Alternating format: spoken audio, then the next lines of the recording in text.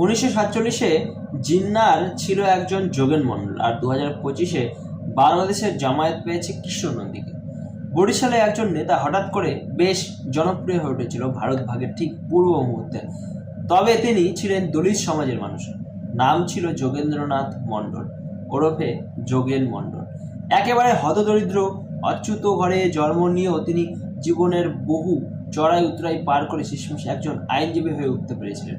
এটা আরও 100 বছর আগের কথা, তখন ব্রিটিশদের শাসন চলছে। আইনজীবী হয়ে তিনি রাজনীতিতে যোগ দিয়ে একের পর এক চমক দিতে শুরু করলেন।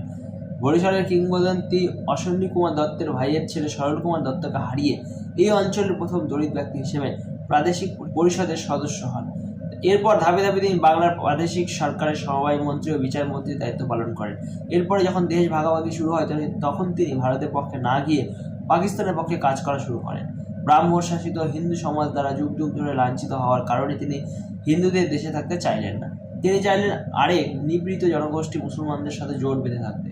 তার হিসাব ছিল সহজ, হিন্দু অভিজাতদের কাছে অস্পৃশ্য হিন্দুরা যেমন নিপীড়িত, গরিব মুসলমানরাও তেমন নিপীড়িত। এরপর দুই নিপীড়িত জনগোষ্ঠী ঐক্যবদ্ধ হতে থাকে, পরস্পরের সহযোগী হতে থাকে। গরিবের দুঃখ গরিব ছাড়া আর কে বুঝবে? এই চিন্তা থেকে তিনি পূর্ব বাংলার সকল দলিত মানুষদের পাকিস্তানে যাওয়ার আহ্বান জানালেন। ভারত পাকিস্তান প্রেমে সিলেট বিভাগে যখন গণভোট আয়োজন হয়েছিল, তখন যোগেন মণ্ডল সর্বশক্তি দিয়ে সিলেটকে পাকিস্তানে রাখার কাজে নেমেছিলেন। এই অঞ্চলের দলিত নেতাদের ঘরে ঘরে তিনি সিলেটকে পাকিস্তানে রাখার পক্ষে ভোট দেওয়ার জন্য সকলকে উদ্বুদ্ধ করেছিলেন। তার এই পরিশ্রম বৃথা যায়নি। সিলেটের লোকজন 56 থেকে 43% ভোটে সিলেটকে পাকিস্তানে রাখার সিদ্ধান্ত জানিয়ে দেয়। সেখানে দলিত ভোটের অবদান ছিল উল্লেখযোগ্য। পূর্ব বাংলার অন্যান্য অঞ্চলেও নিম্নবর্গের হিন্দুরা পাকিস্তানে থেকে যাওয়ার সিদ্ধান্ত নেয়। তার এহেন তৎপরতায় মোহাম্মদ আলী জিন্নাহ খুব বেশি খুশি হন। তিনি যোগেন মণ্ডলকে পাকিস্তানের কেন্দ্রীয় আইনমন্ত্রী হিসেবে নিয়োগ দেন এবং পাকিস্তান আইনসভায় প্রথম স্পিকারের পদে অধিষ্ঠিত করেন। যোগেন মণ্ডলের জীবনের সেরা সময় ছিল সম্ভবত ওই দিনগুলি, কিন্তু সুখের সময় বেশি দিন থাকলো না। পাকিস্তান গঠিত হওয়ার 3 বছরের মাথায় যখন পূর্ববঙ্গের হিন্দুদের উপর ভয়ঙ্কর হামলা শুরু হয়, ব্রাহ্মণ, ক্ষত্রিয়, দরিদ্র সর্বশেষ নির্বিশেষে যখন লক্ষ লক্ষ হিন্দুদের ঘরবাড়ি লুটপাট করা হয়, জ্বালিয়ে দেওয়া হয়, ধর্মান্তরিত করা হয়, তখন তিনি বুঝতে পারেন তিনি কী ভুল করেছিলেন। কিন্তু তখন আর সেই ভুল শোধরাবার কোনো সুযোগই ছিল না। তার ভারতের জীবনও খুব সুখকর ছিল না। ভারতে গিয়ে তিনি দলিত সমাজের উন্নতির জন্য আবার রাজনীতি করতে চেয়েছিলেন, কিন্তু সেখানে তিনি আর কেউ তাকে পাত্তা দেয়নি। না নিজের সমাজ, না অভিজাত সমাজ, কেউ তাকে আর আপন করে নেয়নি। সেখানকার মানুষের কাছে তিনি বিশ্বাসঘাতক হিসেবেই প্রতিপন্ন হয়েছেন এবং মাত্র 64 বছর বয়সে একাকী নিঃসঙ্গ অবস্থায় তিনি মৃত্যুবরণ করেন। সরকারি হিসেবে 1950 সালে পরিকল্পিতভাবে 50,000 হিন্দুকে হত্যা করা হয়। বেসরকারি হিসেবে সংখ্যাটা কত হতে পারে তা একটু চিন্তা করুন। সেই সাথে কল্পনা করুন ধর্ষণ, লুটপাট ও অগ্নিসংযোগ কী পরিমাণ হয়েছে। আর এ সবই করা হয় বাকি হিন্দুদেরকে ভয় দেখিয়ে দেশ থেকে তাড়ানোর জন্য, যাতে হিন্দুদের জমি জমা বাড়িঘর এমনি দখল করা যায় বা নিদেন পক্ষে নামমাত্র মূল্যে পাওয়া যায়। এই বিতরণে সাধারণ মুসলমান থেকে শুরু করে পাকিস্তানের প্রেসিডেন্ট, প্রধানমন্ত্রীরাও ভূমিকা ছিল অপরিসীম। কেননা পূর্ববঙ্গের হিন্দুদের বিষয়ে মন্ত্রী জগন্নাথ মণ্ডল পাকিস্তানের প্রধানমন্ত্রীকে বলতে গেলে প্রধানমন্ত্রী বলেছিলাম, এমনই এসব বাড়িয়ে বাড়িয়ে বলেছে। কিন্তু ঘটনার সত্যতার বিষয়ে যোগেন্দ্রনাথ মণ্ডল জোর করলেন, তাকে গ্রেপ্তারের হুমকি দেওয়া হয়। যোগেন্দ্রনাথ বুঝতে পারেন যে পাকিস্তান নামক জঙ্গলে সভ্য লোকের কোনো স্থান নেই। এরপর তিনি কলকাতায় চলে যান এবং কলকাতা থেকে 1950 সালের অক্টোবর মাসে তার পদত্যাগপত্র করাচিতে পাঠিয়ে দেন। যা হোক, নিচে দেখে নিন নির্বোধ যোগেন মণ্ডলের সেই বিখ্যাত চিঠির অংশ, যা সে তৎকালীন পাকিস্তানের প্রধানমন্ত্রীর কাছে পাঠিয়ে তার বিশ্বাস যে ভুল ছিল, যে ভুলে বাংলাদেশের হিন্দুদের বহু ক্ষতি হয়েছিল, নিজের সেই ভুলকে স্বীকার করে গেছে।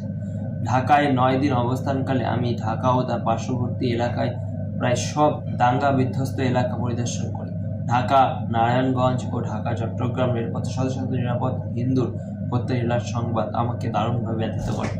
ইংরেজি 20 ফেব্রুয়ারি 1950 সালে আমি বরিশাল পৌঁছলাম এবং সেখানকার দাঙ্গার ঘটনাবলী শুনে স্তম্ভিত হয়ে গেলাম। এই জেলার শহরে প্রচুর হিন্দু বাড়ি জ্বালিয়ে পুড়িয়ে দেওয়া হয়েছে এবং অনেক হিন্দুকে খুন করা হয়েছে। এই জেলার প্রত্যেকটা দাঙ্গা বিধ্বস্ত এলাকা আমি পরিদর্শন করি। আমি সত্যিই বুঝতে পারছিলাম না কী করে জেলা শহর থেকে মাত্র 6 মাইল পরিধির মধ্যে মোটর রাস্তা দ্বারা কাশীপুর, মাধবপাশা ও লাখুটিয়ার মতো স্থানেও মুসলিম দাঙ্গাবাজের বিভৎস তাণ্ডব সৃষ্টি করতে পারে। মাধবপাশার জমিদার বাড়িতে প্রায় 200 জনকে হত্যা ও 40 জন আহত করা হয়। মুলাদি নামক একটি স্থানে নরকের বিভীষিকা নামিয়ে আনা হয়। একমাত্র মুলাদিতেই 300 জনের বেশি লোক খুন করা হয়েছে। মুলাদি গ্রাম পরিদর্শনকালে আমি স্থানে স্থানে মৃত ব্যক্তিদের লাশ পড়ে থাকতে দেখেছি। দেখলাম নদীর তীরের ধারে কুকুর শুকুনিরা মৃতদেহ করে ছিঁড়ে ছিঁড়ে খাচ্ছে।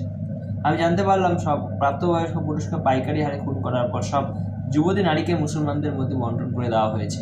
রাজাপুর থানার অন্তর্গত কৈবর্তখালী গ্রামে 63 জনকে হত্যা করা হয়। থানা অফিসের কাছে অবস্থিত হিন্দি বাড়িগুলি লুট করে জ্বালিয়ে দিয়ে তাদের কেটে ফেলা হয়। বাবুগঞ্জ বাজারের সমস্ত হিন্দুর দোকান প্রথমে লুট করে পরে পুড়িয়ে দেওয়া হয়। বিস্তারিত বিবরণে যা এসেছে তা থেকে খুব কম করে ধরলেও একমাত্র বরিশাল জেলাতেই খুন করা হয়েছে 10,000 হিন্দুকে। ঢাকা তথা পূর্ববঙ্গের দাঙ্গায় বলির সংখ্যা 50,000-এর কাছাকাছি গিয়ে দাঁড়ান। গভীর দুঃখে আমি কাতর হয়ে পড়লাম। প্রিয় পরিজন হারানো, স্বজন হারানো, নারী পুরুষ ও শিশুদের সব হারানো কান্না বেদনা বিলোপে আমার ভগ্ন হৃদয় হাহাকার করে উঠল। আমি নিজেই নিজেকে জিজ্ঞেস করতে লাগলাম, ইসলামের নামে কি আসছে পাকিস্তান? পাকিস্তানে হিন্দুদেরকে সব দিক থেকে বিড়ম্বিত করে দেশের মধ্যেই রাষ্ট্রহীন নাগরিকে পরিণত করা হয়েছে। মুসলিম লীগ নেতারা বারবার বিবৃতিতে জানাচ্ছেন যে পাকিস্তানের মুসলিম রাষ্ট্র হিসেবে জন্মগ্রহণ করে এবং মুসলিম রাষ্ট্র হিসেবে বেড়ে উঠবে। মহান শরীয়ত নির্দেশিত রাষ্ট্র ব্যবস্থায় শাসন ক্ষমতা শুধু মুসলমানদের হাতেই থাকবে। হিন্দু ও অন্যান্য সংখ্যালঘুরা সেখানে হবে জিম্মি। এইসব জিম্মিরা রাষ্ট্রের কাছ থেকে তাদের নিরাপত্তা বাঁচার অধিকার পেতে কিছু মূল্য দিতে বাধ্য থাকবে। গভীর উৎকণ্ঠা এবং দীর্ঘদিন ধরে চিন্তাভাবনা করে আমি এই সিদ্ধান্তে উপনীত হয়েছি যে পাকিস্তান হিন্দুদের বসবাসের জায়গা নয়। সেখানে তাদের ভবিষ্যৎ তমসাচ্ছন্ন, তাদের কাছে অপেক্ষা করছে ধর্মান্তরীকরণ অথবা নিশ্চিত অবলুপ্তির করাল গ্রাস। বিরাট সংখ্যক হিন্দু পূর্ববঙ্গ ত্যাগ করেছে। যেসব হিন্দু এই অভিশপ্ত প্রদেশে থেকে যাবে ভাবতে কষ্ট হয়, তারা সবাই ক্রমে ক্রমে পরিকল্পিত পদ্ধতি জাতাকলে পড়ে হয় ধর্মান্তরিত হয়ে যাবে, নয়তো খুন হয়ে যাবে। আমি যখন নিশ্চিত যে পাকিস্তানের কেন্দ্রীয় মন্ত্রিসভায় মধ্যবর্তী থাকা সত্ত্বেও সেখানকার হিন্দুদের কোনো কাজই রাখতে পারবো না, তাদের জন্য আমি সুযোগ সুবিধা আদায় করতে পারবো না, তখন সব জেনে শুনে পাকিস্তানের হিন্দুদের এবং বিদেশের মানুষের মনে এই ধারণা দিতে কেন যাব যে পাকিস্তানের হিন্দুরা পূর্ণ মান, মর্যাদা, নিরাপত্তা এবং সম্পত্তি নিজের ধর্মাচরণের অধিকার নিয়ে বসবাস করতে পারছে বা পারে। এরকম ভ্রান্ত ধারণায় সৃষ্টি করার মতো ভণ্ডামি করা আমার উচিত নয় বলে মনে করছি এবং মন্ত্রী পদ থেকে পদত্যাগ করছি। কৃষ্ণ নন্দীর মতো কিছু হিন্দুর জামায়াতকে সমর্থনের খুশিতে জামায়াতের আমির ডক্টর শফিকুল ইসলাম বলেছেন, আমাদের জামায়াত ইসলামী সেই ইসলামিক রাষ্ট্র কায়েম করবে যে রাষ্ট্র গঠনে হিন্দুরাও সহযোগিতা করবে। অন্যদিকে আরেক জামায়াত নেতা মুজিবুর রহমানের এক সমাবেশে বলেছিলেন, ক্ষমতায় গেলে জামায়াতে ইসলামী শরীয়তের আইন চালু করবে। শরীয়তের আইন যারা বিশ্বাস করবে না দুনিয়াতে তাদের জায়গা হবে না, মরার পরেও জায়গা হবে না। মুজিবুর রহমানের এই কথার মধ্যে নিহিত আছে জামায়াত নিয়ন্ত্রিত রাষ্ট্রে বাংলাদেশের হিন্দুদের ভবিষ্যৎ বা ভাগ্য। জামায়াত বাংলাদেশের ক্ষমতায় গেলে বাংলাদেশ শরিয়া আইন চালু করবে। সেই আইন বাংলাদেশের সকল নাগরিককে মানতে হবে। যদি কেউ না মানে দুনিয়াতে তার জায়গা হবে না, অর্থাৎ তাকে মেরে ফেলা হবে। অর্থাৎ জামায়াত নেতাদের কথা মতো এই পরিষ্কার যে জামায়াত ক্ষমতায় গেলে বাংলাদেশের হিন্দুদেরকে ইসলাম গ্রহণ না করার অপরাধে হয় মেরে ফেলা হবে, নয়তো দেশ থেকে বাধ্য করা হবে। আর যে 2-4 জন হিন্দু বাংলাদেশে থাকবে তাদেরকে জিজিয়া কর দিয়ে বাংলাদেশে থাকতে হবে, যে কথা মামুনুল হক বলেই দিয়েছেন। এরকম একটা রাষ্ট্র গঠনের জন্য জামায়াতের হয়ে কাজ করছে কৃষ্ণনন্দী নামে এক নির্বোধ। আর যে সকল সাধারণ হিন্দু নিরাপত্তার কথা চিন্তা করে আপাতত জামায়াতকে সমর্থন করা বুদ্ধিমানের কাজগুলো ভাবছেন, তারা মনে রাখবেন নির্বাচনে জামায়াতকে সমর্থন ভোট দিচ্ছেন হিন্দু হিসেবে, কিন্তু আগামী নির্বাচন পর্যন্ত আপনারা হিন্দু পরিচয় সেই দেশে থাকতে পারবেন না। হয় আপনারা ধর্মান্তরিত হতে বাধ্য হবেন, নয়তো ইসলাম গ্রহণ না করার অপরাধে মরবেন, অথবা বাংলাদেশ থেকে পালাতে বাধ্য হবেন যদি এই সুযোগ পান। কারণ আমার ধারণা জামায়াত ক্ষমতায় গেলে বাংলাদেশের হিন্দুরা পালানোর সুযোগও পাবে না, যেমন সুযোগ পেয়েছিল 1946 সালে নোয়াখালীর হিন্দুরা। যে কারণে 1946 সালে নোয়াখালীতে প্রায় 5,000 হিন্দু পুরুষ নিহত হয়, প্রায় সব হিন্দু নারী ধর্ষিত হয় এবং জীবিত প্রায় সকল হিন্দুকে জোরপূর্বক ইসলামে ধর্মান্তরিত করা হয়েছিল। সেই দিন মনে হয় আবারও আসবে কৃষ্ণনন্দী নামক এই নির্বোধ এবং তার অনুসারীদের মাধ্যমে।